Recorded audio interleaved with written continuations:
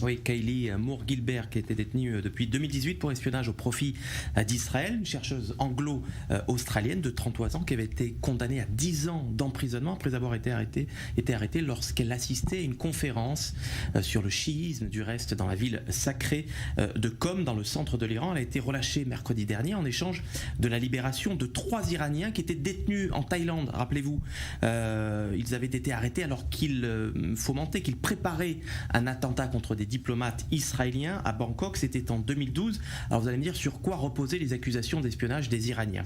Eh bien, quand on lit la presse iranienne, on se rend compte finalement qu'il y a des éléments qui ont fuité de l'enquête. Le père de cette chercheuse anglo-australienne était par exemple juif. Elle-même se serait convertie au judaïsme, parce que vous savez qu'en fonction, en vertu de la loi juive, c'est la mère qui donne l'identité juive de l'individu.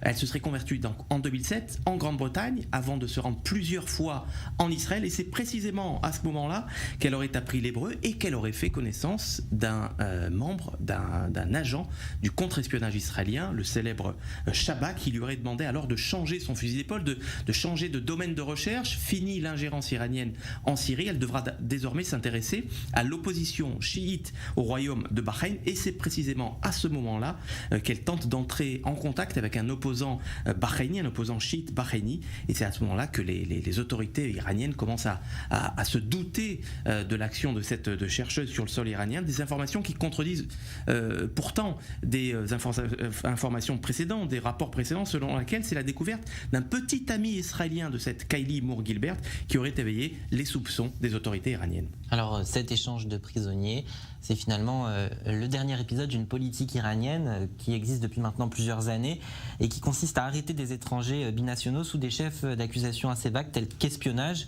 ou atteinte à la sécurité nationale. Oui, sans vraiment savoir, sans vraiment connaître les éléments de l'enquête. C'est le cas notamment de cette chercheuse franco-iranienne, Fariba Abdelka, qui a été condamnée à 5 ans de prison pour propagande. Alors qu'est-ce que ça veut dire la propagande ? On ne sait pas trop. Propagande contre le régime. On sait qu'elle est actuellement en liberté conditionnelle au domicile de ses proches à Téhéran avec un bracelet électronique. Elle a été arrêtée en juin 2019 avec son compagnon, d'ailleurs le chercheur français Roland Marchal. Alors l'objectif pour Téhéran, vous l'avez dit, c'est un peu de faire du chantage, c'est d'arrêter un peu de manière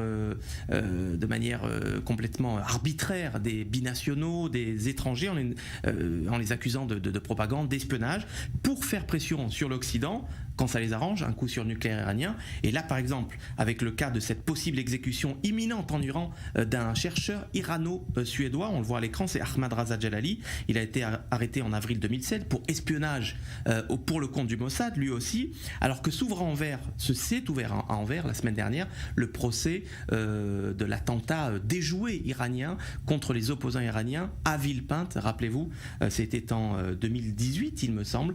Donc voilà, un moyen de faire pression sur les Belges, sur le procès qui s'est ouvert.